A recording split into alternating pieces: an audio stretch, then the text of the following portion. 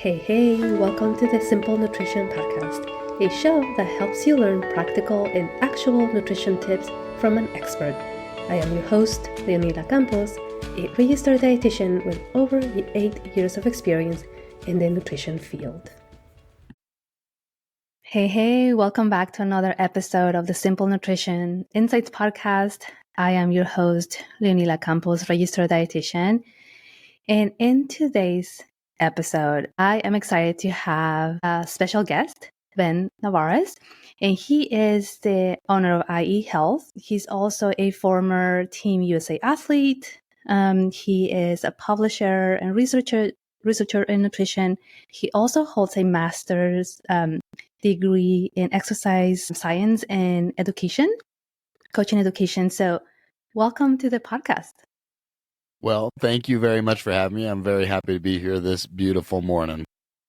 Awesome. So I always like to start with this question, right? Like, what got you into this field, right? Maybe what motivated you to get your master's, right? And then we'll go through that path after that. So initially, what got me into this field was I liked lifting weights, and that was as simple as it was. And I found something that was authentic to me that maybe not everyone else shared, but I don't know that I really cared. And so I was fortunate enough to have a gym at the house growing up. And so I was exposed to the gym very early on. And there was something about being alone in the gym where I could work on everything that I wanted to improve on. And as long as I did it well enough and for a long enough period, then I could see the results I was looking for. And the results weren't immediate, but I wasn't necessarily super interested in the immediate results at the time. I was just enjoying getting a good sweat in. Sometimes I would be with some friends. We'd go to the house. We'd turn off the AC, and I'm from South Texas. So it was a very, very hot, pretty much garage room where we had, benches and leg press, cable pull downs. We had all the stuff that you could want in a gym at the house. And so we would, do all that. And then we had a pool. So we'd go out to the pool, and it was just a really fun time with a community of people. And I felt like I was probably the head of that group because I had the most experience in the gym at that time. And so I saw direct benefit from going, into like not being the strongest person whenever I was in the group at the middle school level to entering high school as being one of the strongest. And so I found a lot of value and a lot of love for that there. The master's degree was kind of never really anticipated. All I wanted to do by the time I got in high school was to be good at lifting weights. And I wanted to understand the difference between a bodybuilder and a powerlifter. And I was naive, and I didn't really understand that there's a lot of drugs that go involved and their training regimens. But I was so focused on the genetic component because at the time, my uncle, probably a couple years before then, had told me, you're just not built for it. You're never going to be successful in sport. So you should probably, just give up now and just focus on the education, which focusing on education is valuable. Don't get me wrong. He is a physical therapist now, and he was then. And so I understand his point of view, but at the same time, I was confused as to why he was so dead set on the fact that I wasn't going to be successful in something when he couldn't tell the future. So I reached out to a professor at the University of Texas, or Texas A&M University, up in College Station, and I emailed a gentleman by the name of Dr. Lightfoot. And Dr. Lightfoot, I hadn't been accepted into the program. I was still a junior, I think, hadn't really even thought about college at that point. And I was just interested in, what are the differences here? And so that was my question to him. Hey, I was just, I'm a power lifter. I was wondering what these differences are. And he's like, well, Ben, there's a lot there. And whenever you get accepted, if you get accepted, make sure you, come and visit me at my, location in my office here at A&M. So I got accepted, went up there, and with a lot of guidance and mentorship from Dr. Lightfoot, I was able to get into start working with laboratories and doing initially basic exercise physiology, and then So we did research on rats, looking at plastics, the couch potato gene, the dopamine receptors in the brain, and then moved over into the nutrition world. And I graduated. I wanted to make money, but at the same time, I still wanted to like move forward and be successful in whatever I thought was success at the time. And so I was like, I guess I should go get a master's. And so that's what I did. Amazing story. I love how you started it, right? You were interested in like lifting weights, right? You had a little, how old were you at that time when you started? I think my dad said he took me to the gym the first time when I was like 5 years old. So I definitely grew up in the gym. Yeah. And it's just so amazing how that progression is, right? Because it's almost so natural. You grew up in it, right? And so it's not like, oh, I'm doing it because I want to lose weight, right? Or I'm not doing it because I don't know, whatever the reason is. It's more so because you grew up in that environment, and it's almost so natural, right? That it almost makes sense, right? That you might want to do it. And I see that often too with my children, right? We do have a little gym here at the house, and it's not that we work out because, the same reason we want to lose weight or whatever the case may be. It's because it's a way to move our bodies, right? It's because we love it. And so they join, right? And obviously they're little, I have a 4-year-old and an almost 8-year-old. And so they experience that, right? And so I think we are the role models, right? As parents, we are. And I love how, you took onto that in such a natural way and went on to and did a master's, right? I want to linger on the idea of how much that affected, like what your uncle said, right? Like, no, you're not going to be able to do that. How were you able to bypass that? Because this is an uncle, right? It's almost like a dad in a way, right? It's almost like a father figure, and someone, for someone to say that, like that can crush your dreams in a way, right? So if it's okay with you, how do you manage to bypass that? I think in the moment I was definitely crushed. I mean, definitely very crushed. Every single time I would ask him a question like, why? Like, why do you think that? It was stuff at the time I didn't realize that he was talking about pennation angles. And he was like, you could just have a specific angle inside of your forearm, like a specific insertion point of a tendon that allows you to create more power just the way that you're designed.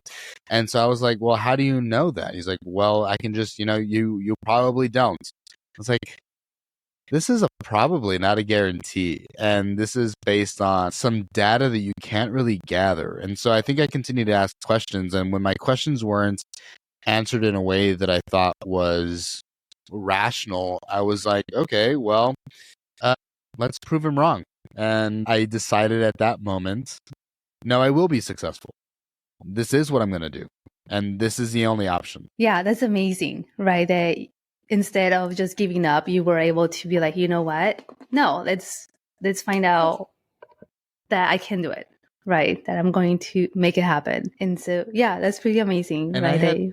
I had no idea the extent to which really, I guess, was really required of that outside of just time.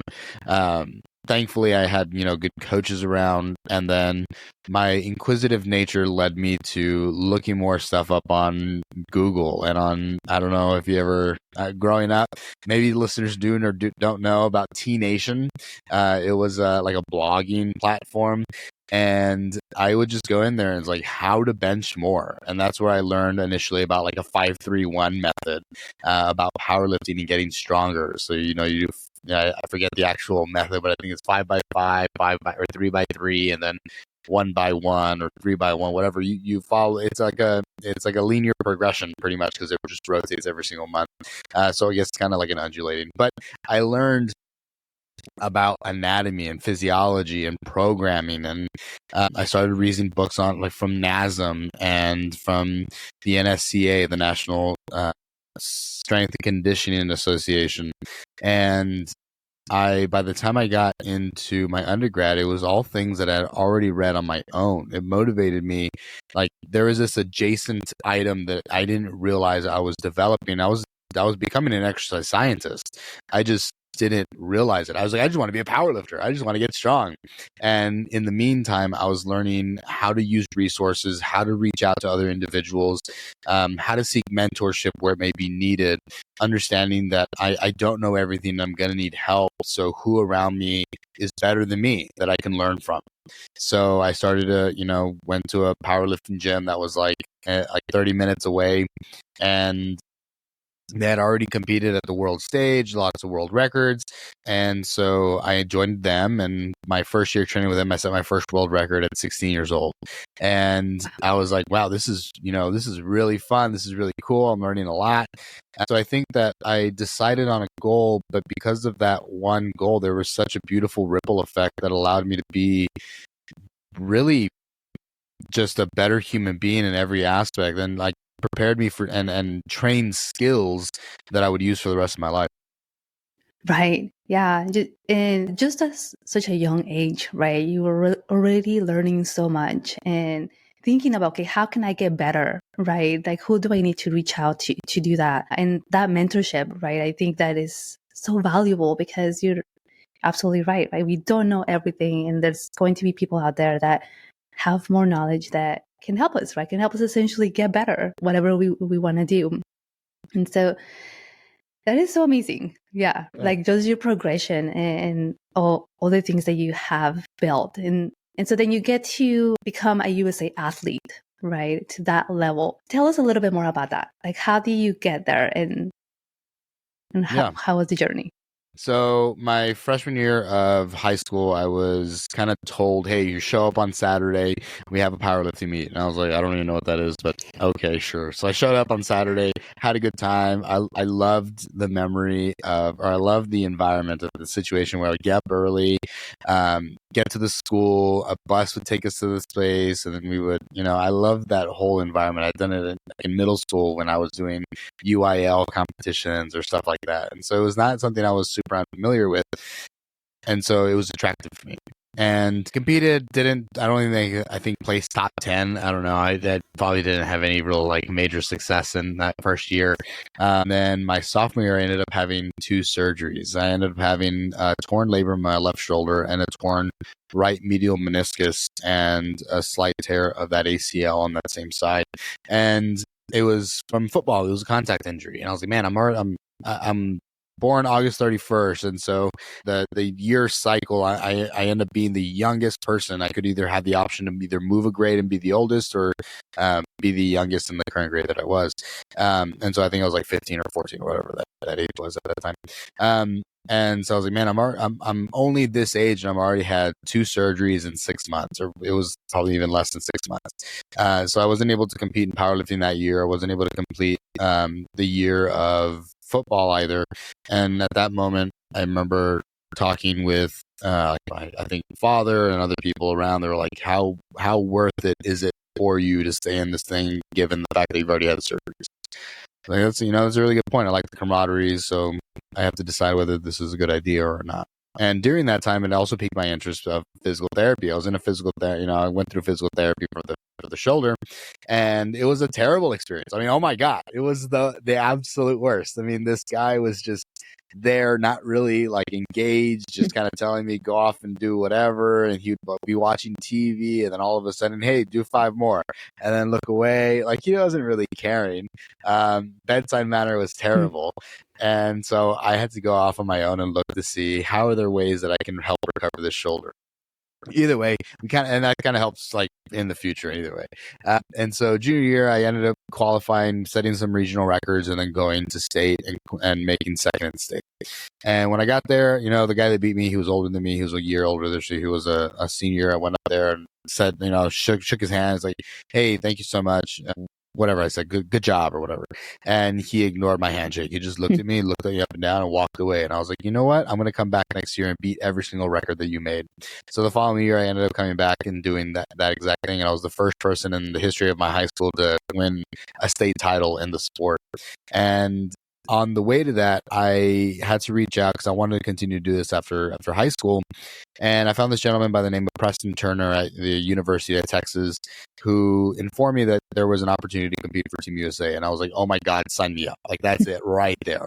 And so I ended up going to nationals that same year. I ended up winning at nationals, winning at state, and then so first place, qualified for Team USA, and then it was like, all right, we're going to Hungary this year, so we'll be competing in Hungary for Worlds in 2014 or 2014, something like that. And so I was like, all right, we got to find enough money. So then I started to go get sponsors. And so I started to look at different businesses, door knocking, going and like offering different deals. I understood a little bit more taxes at that point. As I had to learn about taxes and understand that this is a tax break. This is a marketing. And so this is a write off for companies. And so this is something that's valuable for them, so long as they can align with the brand. And so I understood branding, I understood taxes. And so I would go to these companies and start to ask for, any donation that they would be willing to offer. And then I ended up getting to the point where, I was able to afford it and went to go compete. And then I think I placed third my first year, or second my first year. I got a couple gold medals in like the bench and maybe the deadlift or something like that. But I think I ended up getting bronze overall. And my uncle who said I couldn't do it was there watching me. So he took a trip to go watch me compete for the teams at that point. So I mean, it was a hell of a journey. Again, I wouldn't have been able to do it with all the help with the people around me. Just I needed to be the person that was willing to ask, that was willing to humble myself and realize that, I don't know everything. So who around me might? And so let me see Team USA powerlifters, and like, you never know what's going to come up, ended up finding some really good people. Yeah. And so many lessons learned, right, along the way. I mean, everything that you had to learn on your own in a way, right? The sponsorships and trying to get that, those resources that you needed to go to Hungary. And I'm sure just that experience, right? Traveling to a different country and all that as well. And I'm sure, how proud you felt being able to show your uncle, right, that said that you couldn't do it. I mean, I'm sure it goes beyond that, but just everything that essentially you learn along the way, which it's something that we just don't use then, right? Once you learn something, you can use it in so many ways. So I'm sure, now that you have your own business, right, in your own company, applying those things too, I'm sure that has helped as well. 100%. I think that running a business is almost no different than the stuff in health and fitness that we see, which is why I believe that health and fitness is such a great teacher in every single sense of the word. And every single day you have to practice these things, these little things that ultimately will make you successful and healthy. And so I think this balance between this is now a job and I'm having to go compete and I'm making money, and now this is I need to uphold this standard of excellence versus I started off doing it just because I loved it. And so you have to learn that there's a balance between those two things, and understanding when to maybe bow out or stay more aggressively in the sport. But your priorities change, and in the gym and in life, priorities change. And so maybe at the time I was very aggressive with trying to lift heavy and do all these things, and I needed help, so I reached out for help. And then now there comes a time in the career of an athlete where maybe lifting as heavy isn't necessarily the priority. So out of the 12 months of the year, I'm only lifting heavy 4. The rest of the time I'm kind of doing maintenance items, or I'm still working towards being able to do those 4 months aggressively and intensely, but the rest of it is just designed so that I can do that. So I'm eating well, I'm recovering, I'm getting those massages, I'm making sure my nutrition's honed in on. I'm making sure my sleep's good, and I'm in school. So there's a lot to balance there. And I think that's in business and that's in life. We have kids, we have families, we have business, we have our health. And so I think it really highlights all of those things in the gym on how to balance. And then you can just take those skills and then apply them to any part of your life. And that could be in like a very, very micro view of family. And like, okay, I got to take care of my husband or my wife or my partner, and then my kids, and each kid needs their own individual kind of attention. Like it really does, I think, become very detailed. And I think that the gym really allows you to learn those things. Yeah, absolutely. And I think, it's important to talk about the nutrition aspect of it, right? So how nutrition, how that role has, or how has it played in your journey, right, as an athlete, as a, being in the Team USA, right? And I'm sure your nutrition has changed over time as well, but how important our nutrition is, right, and has been through your journey. Well, initially when I Great started to question. make this change, it was like, I'm from South Texas. Everyone eats, tacos and enchiladas, and we're Yeah. having tamales, and everybody's eating. McAllen, Texas is right next to where I'm from, and that's one of the most, I think it was the number one most obese city in the nation. And so it's very common that the snacking and unhealthy eating are just built into the culture. And so whenever you go against that culture and start eating more clean, making sure, like, I'm watching how much salt I'm eating the week before a powerlifting meet, so I make sure I make weight.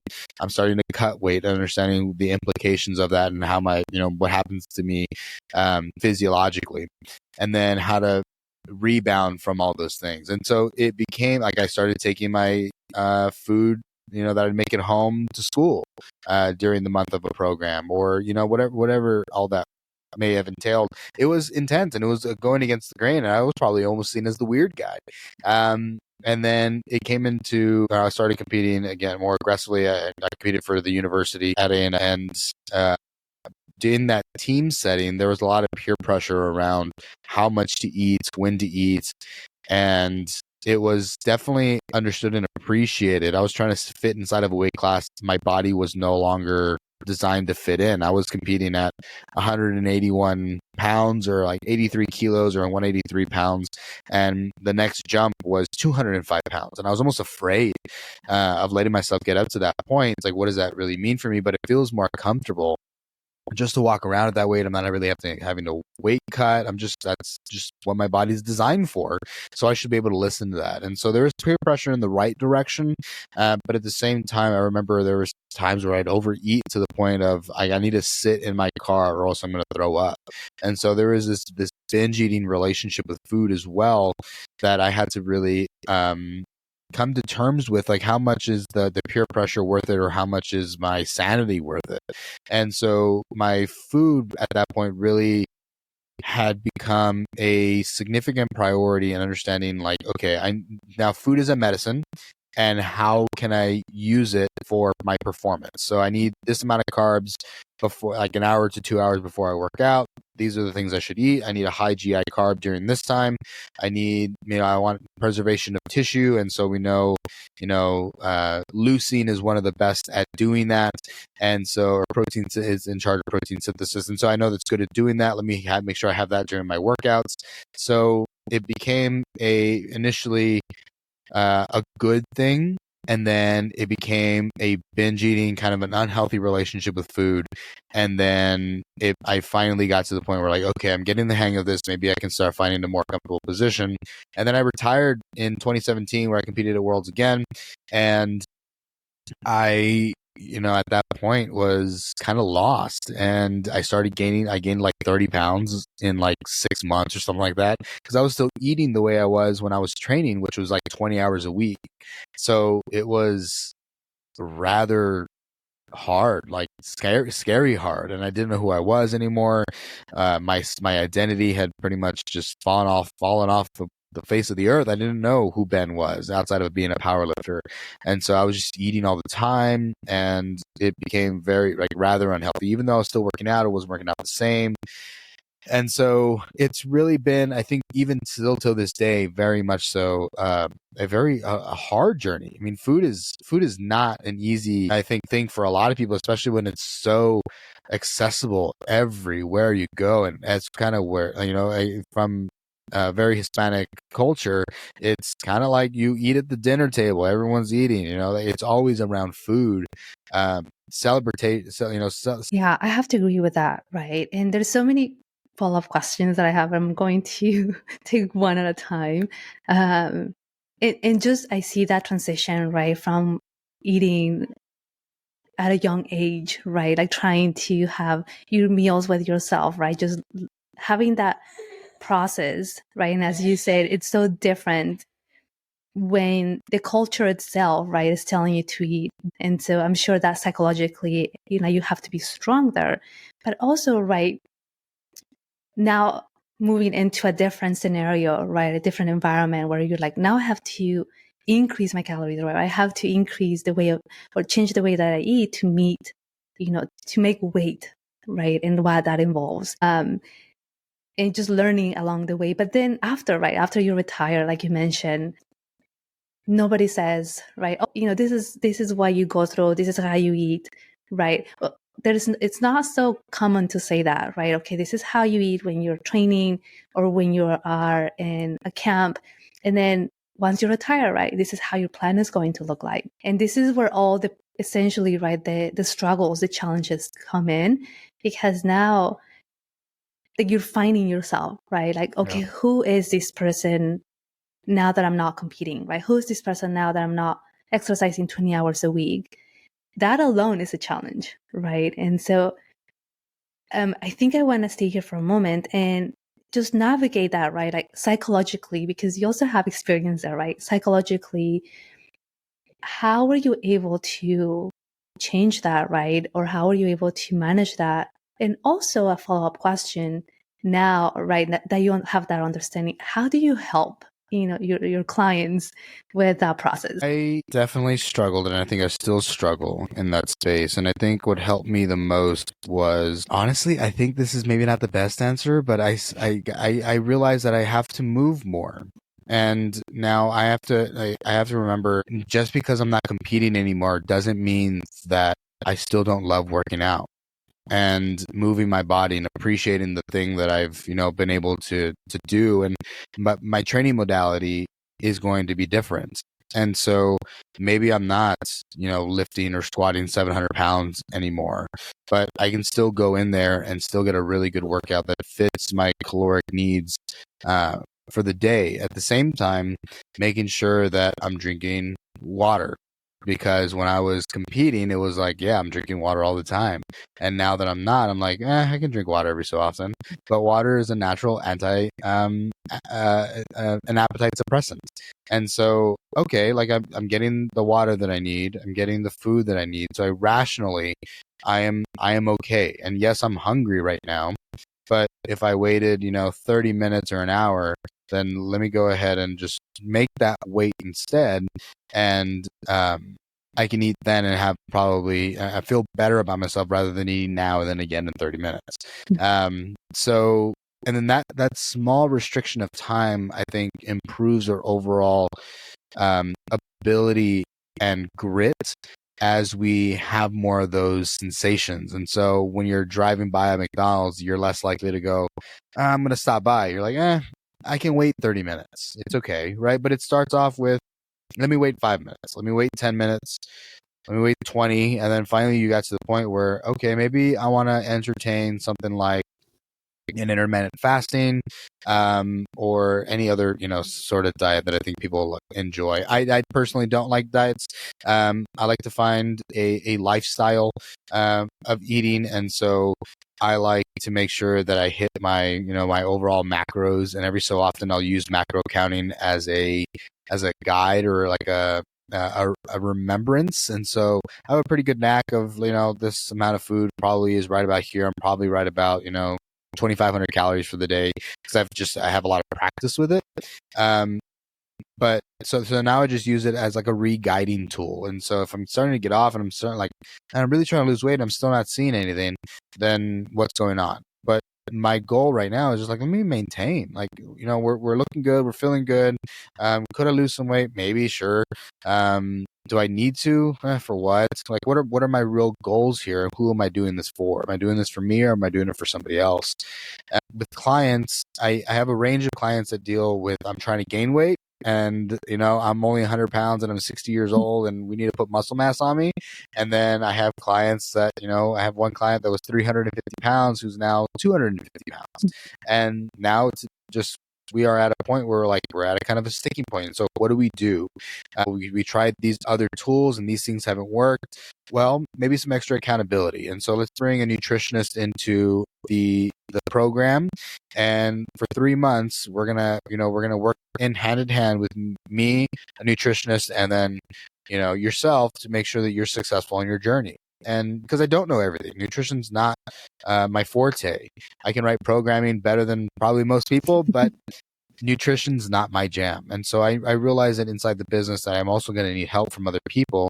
And I want to be able to build a team where we can service our clientele in a way that is truly holistic, and science-based. And so, I bring people who are educated into the program that help with these things.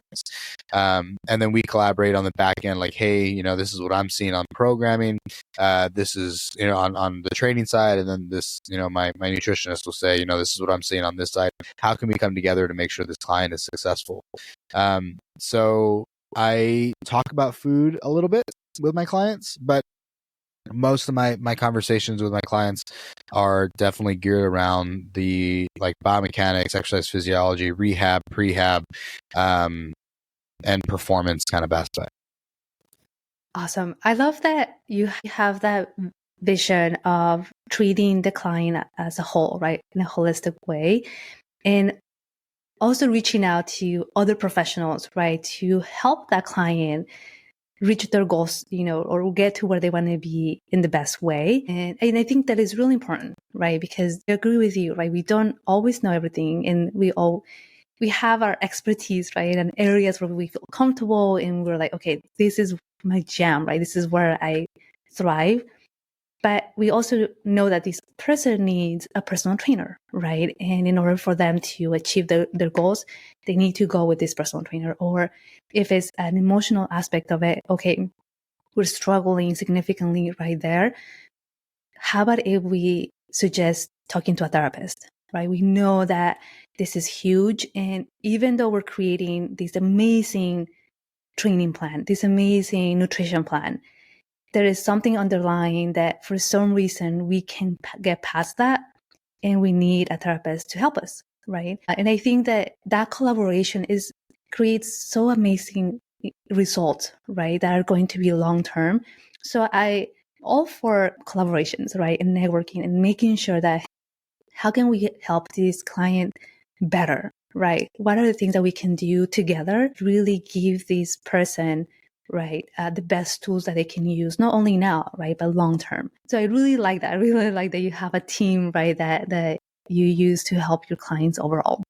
You have to. I mean, there are GPs, right? There's general practitioners that refer out to, oncology, or they have, everybody has a specific role, and I think that a lot of personal trainers want to play all parts, and it's like, hey man, you might be a fantastic personal trainer, but you're doing a disservice to your clientele. You should get some help. There are people who have spent a hell of a lot more years studying this one thing that'll probably benefit your client and give them an overall better experience at the end of the day. You're not losing money. You are giving a better service to the client, creating more trust, and building more success for that client. I don't know everything. I partner with other people in town. I'm here in Vegas. I partner with other providers that are in town. We're looking at pain management clinics. We look at chiropractors, registered dietitians, and we partner with these individuals to say, hey, we're not just another personal trainer. I want to work with you for the sake of the client's success. And you have your space. I have mine. Tell me if I'm pushing too far one way or the other. Let's collaborate. But at the end of the day, the client gets to feel better about the investment they're making on their body. And with the amount of people that we have that are overweight, we understand that preventative healthcare is more and more important. Stuff like nutrition and physical movement is so valuable. And so instead of trying to hold it all in for one person, I want to be the nutritionist, the personal trainer, the exercise physiologist, the blah blah, you're you're doing a disservice, and you're kind of wasting the client's time, and you're wasting your own time. You could be so much more effective and productive if you just learned how to work with others and outsource and team up with a good group of people. And sometimes it takes time to find that group of people, don't get me wrong. But once you do, like, you're better off, and so are your clients. Right. Yeah, absolutely. Better results too. And like you said, right, overall experience. And your clients know, okay, he or she really cares, right? Or Ben really cares. And so he's sending me to see this dietitian or this physio, whoever it is. And I appreciate that, right? And I think you can have clients, again, not only see the results, right? But just overall say, hey, refer, right? Hey, Ben takes care of me in different levels and I'm seeing results, right? And I think that is huge for sure. Yeah. I mean, I love the opportunity to create enough rapport and trust with somebody that, like, this is the one thing we got. This is the one body we have. So how can I best take care of it? And then you have somebody who actually takes the time to listen and care and provide guidance and understand when to outsource. Like, all day, I love quality service. When I go to a restaurant and my favorite thing in the world, I don't care how much I'm spending on the food, if they come out to me and I know I'm done with my meal and they're like, would you like that to go? It's like, yeah, I would like that to go. And then they take my plate and bag it for me. Oh my God, all day. Like, I'm going to tip you no matter what, because that level of care and quality of service, I think, is the things that we should be able to bring to all aspects of our lives. And so I think it's such a privilege.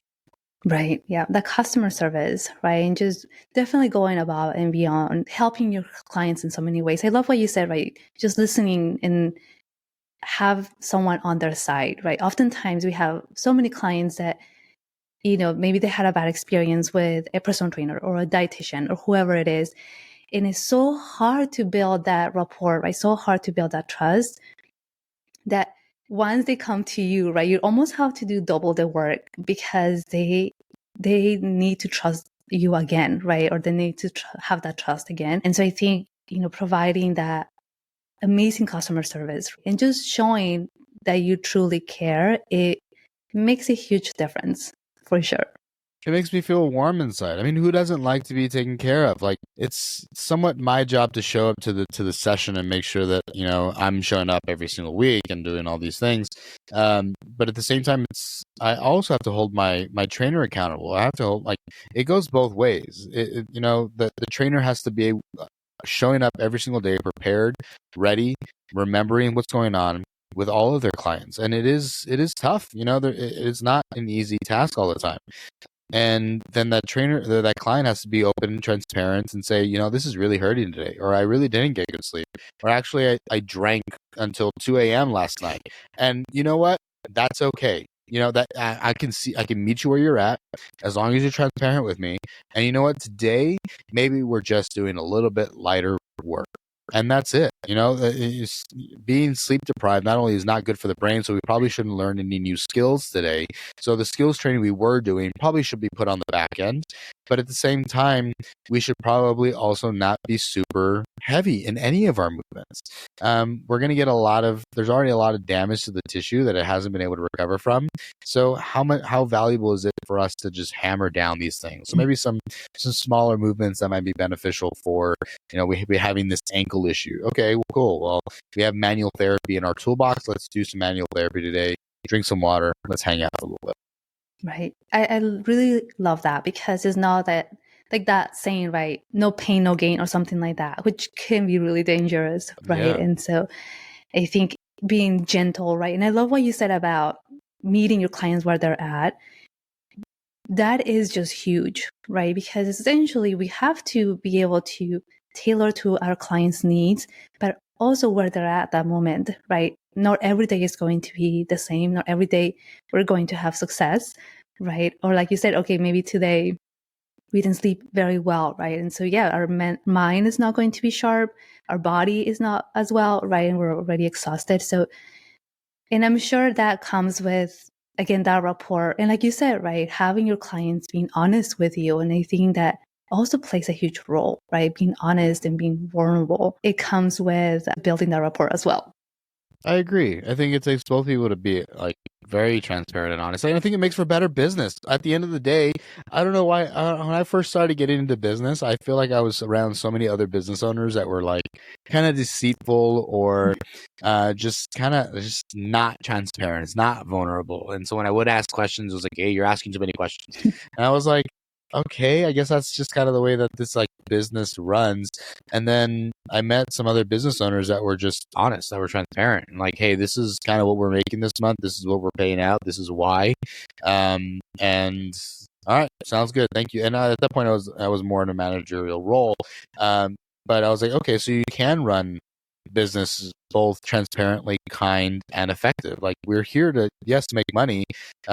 But at the same time, we're reinvesting into the company and trying to make it better, not allowing ourselves to come below a standard that we deem as high standard. And so long as we meet all those requirements, then it's worth what it's worth, because, you know, all of the time and care that's being put into it, we're not just charging something and walking away and hoping that, you know, somebody likes it.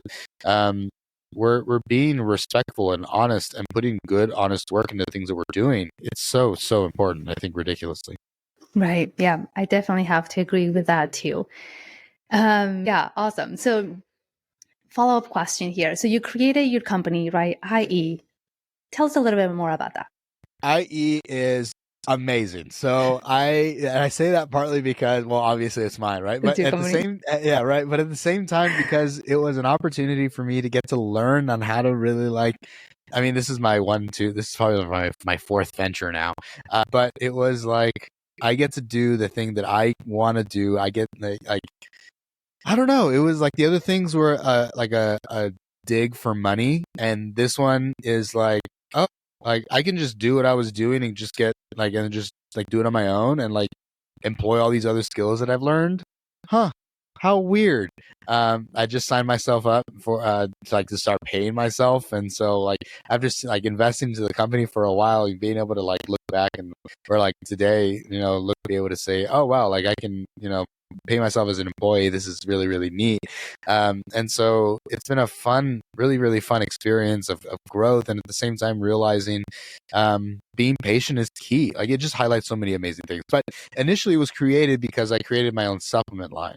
And so the goal was I had an attorney that we were working through a process of going in and licensing one of our initial products. And so I used to work in a nutrition lab. I worked in Dr. Kreider's lab at Texas A&M, and so that lab is well known for any and all kind of nutrition and supplement research. It's a world-renowned creatine research lab, and so I incorporated some things that I learned there, a lot of things that I learned there, and then through the continuous, you know, master's degree and stuff like that, to create a product.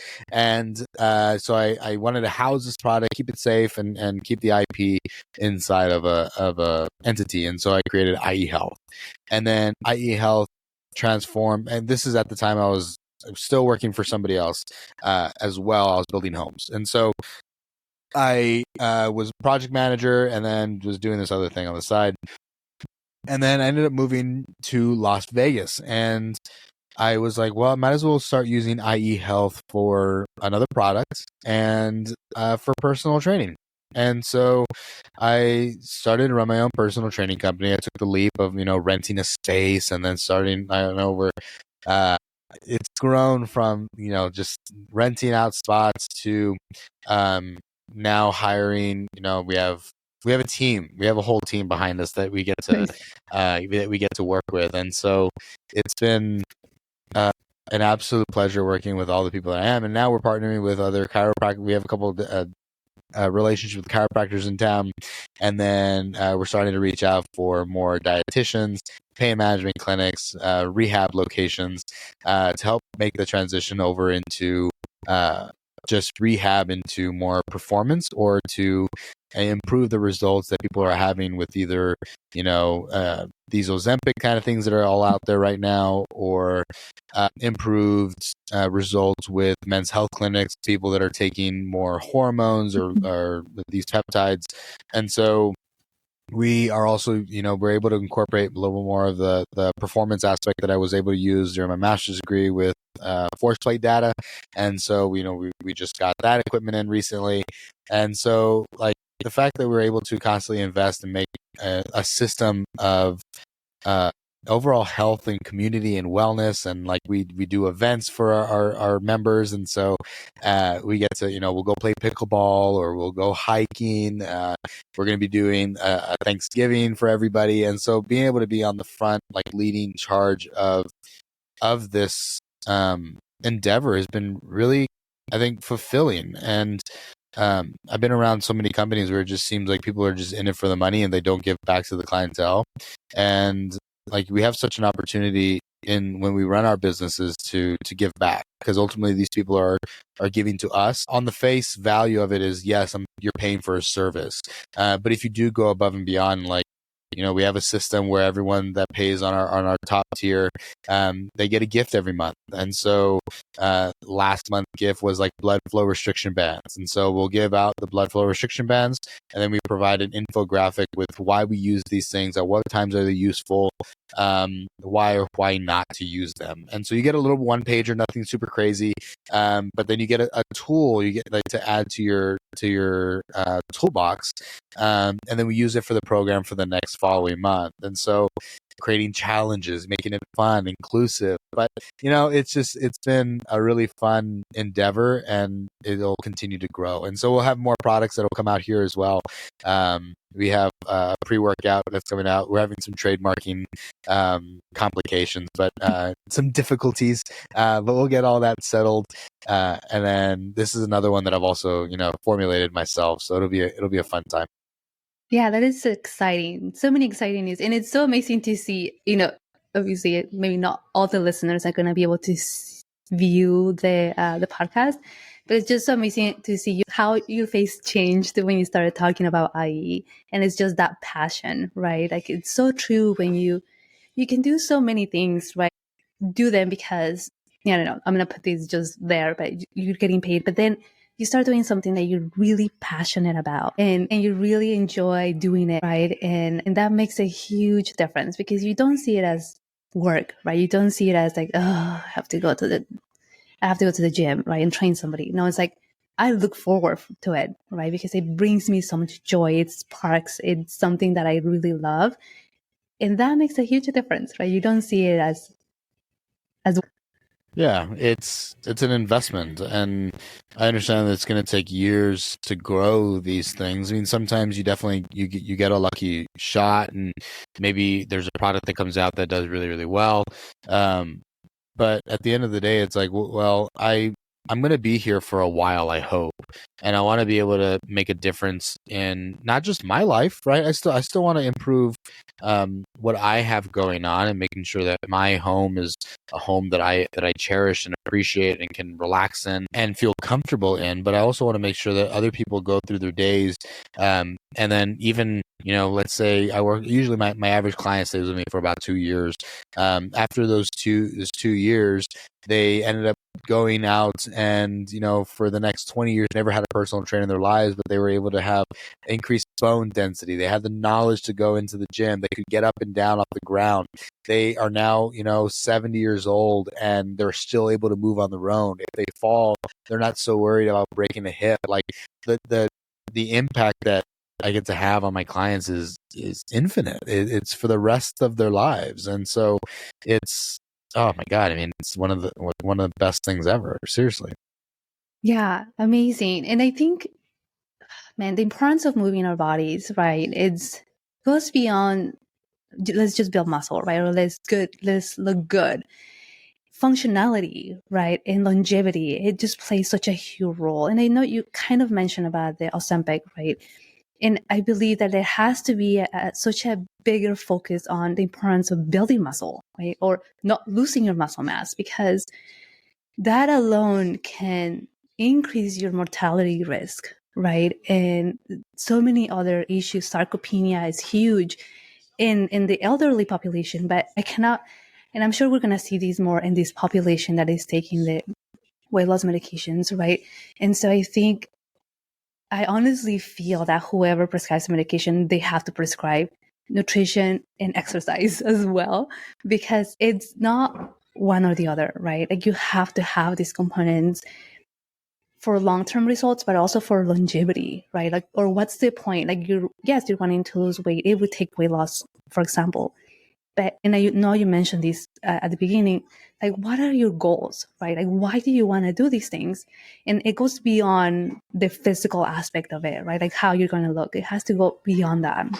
And I think oftentimes we just look at the superficiality of things. I think it's easy to look at the superficiality of things, but it's so much more important to just be able to move and enjoy the thing that you're moving with. Like, losing weight is such a meaningless goal in some regard. Like, some people really do need, like we are, morbidly obese. We like, that is a significant goal, but the goal isn't to lose weight. The goal is to keep you alive. The goal is that you don't have a heart attack. That's the goal. That you accomplish that goal by losing weight, but that's not the goal, right? And so looking and really understanding, well, why do I want to lose weight? Why do I want to build muscle? And I think probably most people are probably more on the former, right? Why do I want to lose weight? Well, losing weight would make me look good. Well, why don't I think I look good? Well, my self-talk probably isn't the best. So maybe I can improve that on my way to maybe also losing some weight. Or being more confident in how I currently look, or I don't feel like I get approached by people, or it could be a whole host of things. Or I feel like I don't like walking around the mall and getting tired. Okay, well, like, those are significant goals that are like so palatable, and like losing weight is such a process that if I started doing cardio today and then in a month maybe I lose a couple pounds, but I can tell, man, I can go the whole length of the mall, or I can go the whole length of the beach, or I can walk with my kids or play with my kids for 30 minutes rather than just 10 and not get so tired. Like, those are real life goals that I think that are probably more of a reason why to do things, not just the what, right? What? Lose weight. Why? Now that's the question. Right. Yeah. So really looking into the actual why, right? Beyond losing weight or beyond gaining muscle, right? And I think it definitely goes beyond that. Awesome. So you have your new company. So you're in Vegas. If someone is interested, right, in like working with you, working with your team, do they only have to live in Las Vegas, or do you do online? How do you work? I do both online and in person. I would say that the value of online is definitely exciting. We do monthly or weekly meetings with most of my clients, and so I'll check in with you face to face on usually like a Monday, and then all your programs written for you. We have back and forth messaging.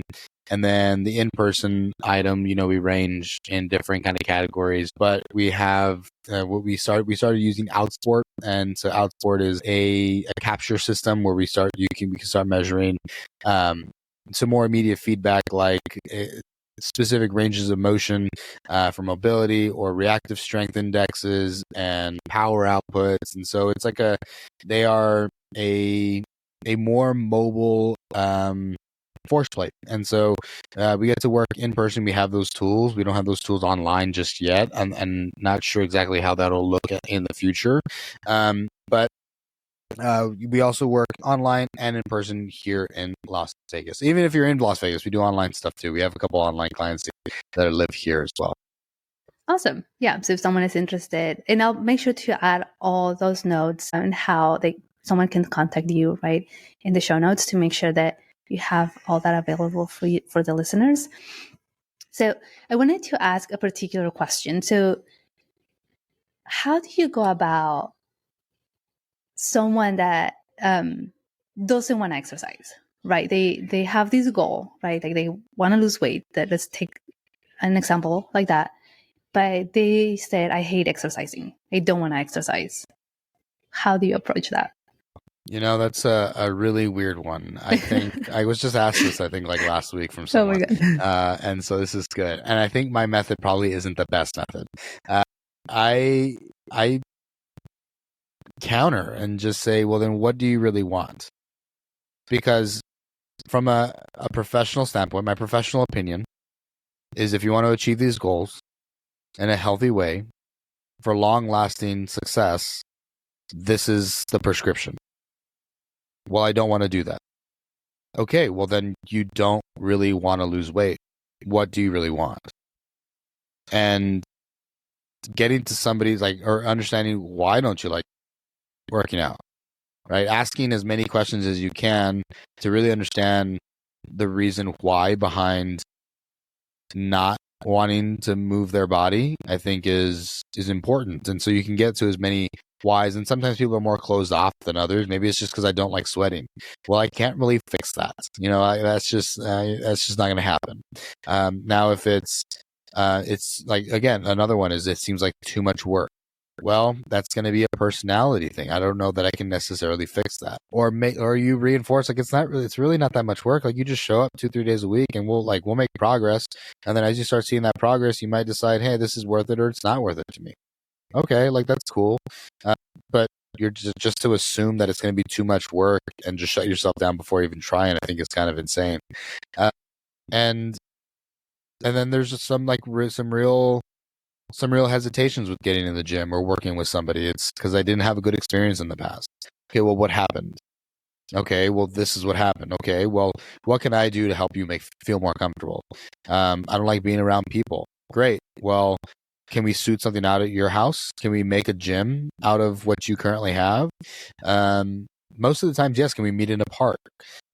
There's other options for people, and maybe not always is it that I just don't want to work out. Sometimes it's just I don't want to work out in that setting. I don't want to work out with those people.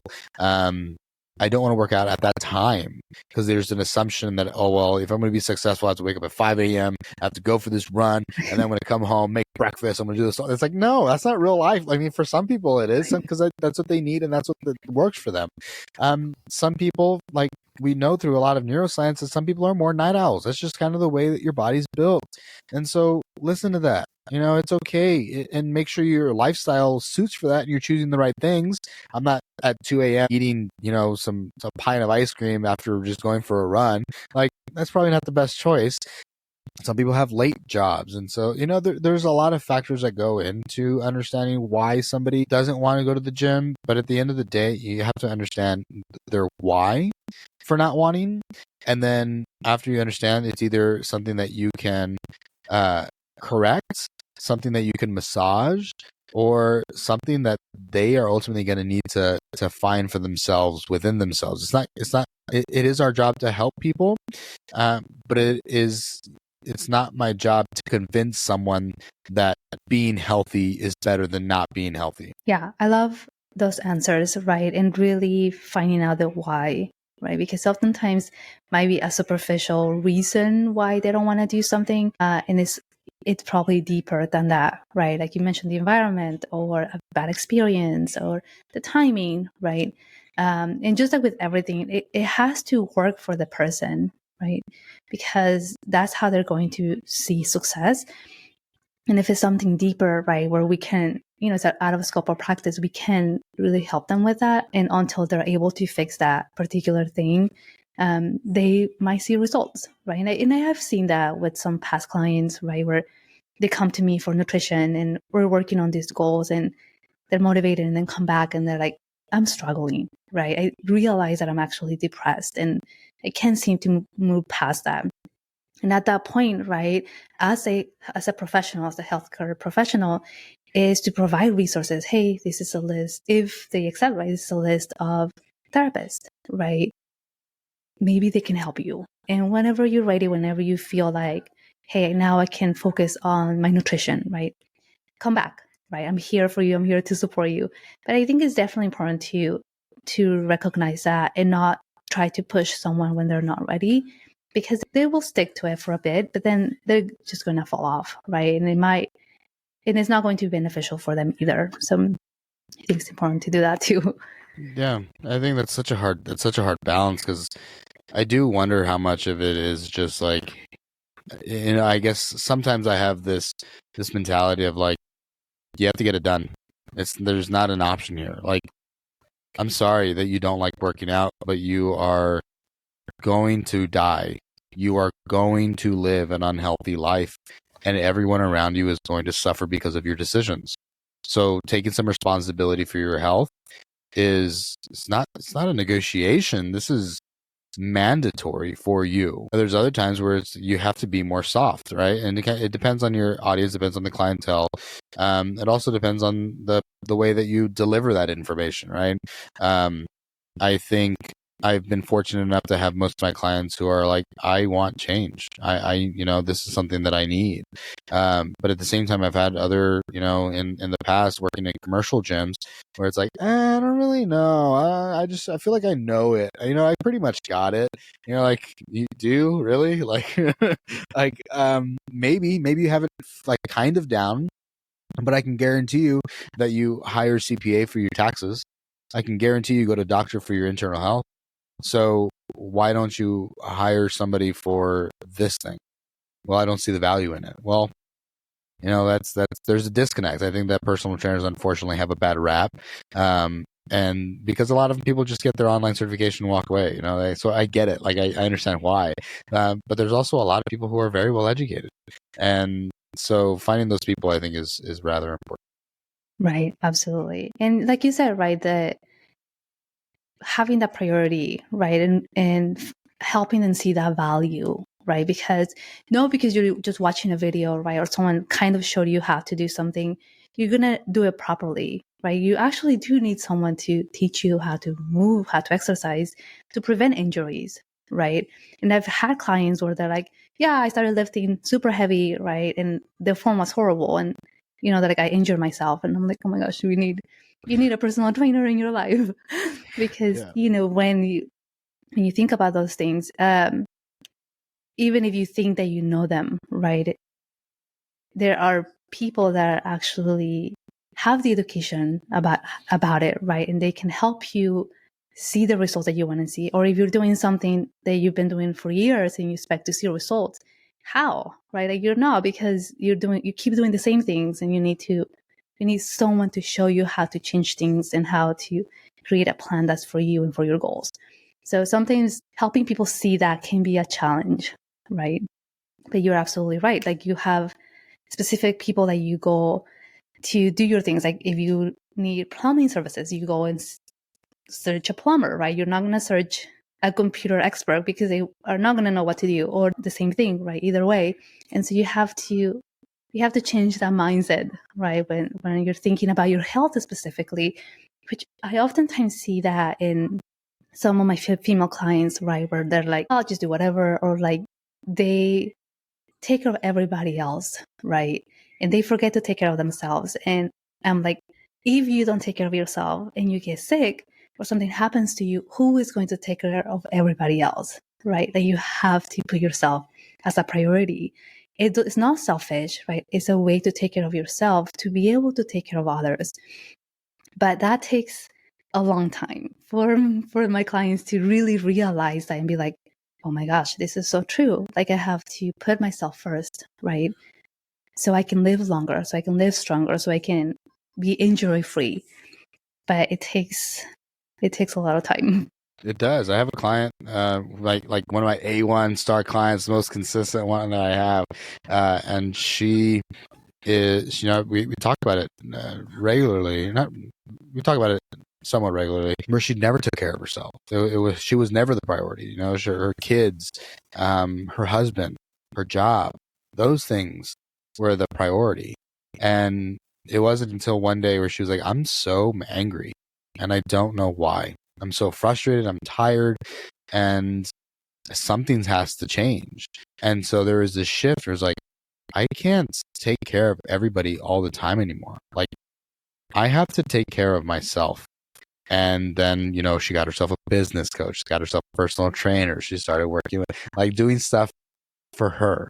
And because of that, she said she's so much happier as a human being, feels better, just living. Her quality of life has increased dramatically because she focused her energy towards her. And now her business is, still going very well. Her family's still going well. Like, there was no decline in those things. It was just, I have to also take care of myself as well, and everything else will work out. Right. Yes, having that mindset shift. Awesome. Okay. Thank you so much for this interview. We've learned so much about you. We learned so much about IE. And so any final thoughts, any final words that you would like to share with the listeners, or that you would want the listeners to know? Be sure to, go check out the podcast, Ben Thinking, and hopefully, we'll do a tradesies here Absolutely. shortly. And make sure you guys go check out iehealth.co or iehealth.co on Instagram.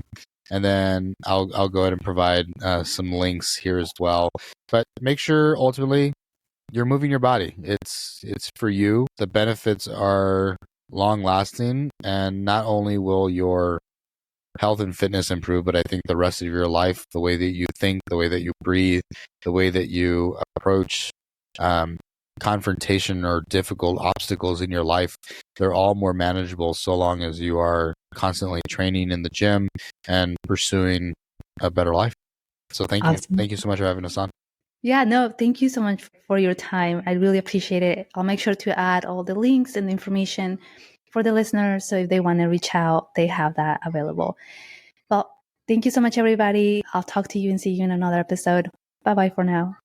Bye-bye. Thank you.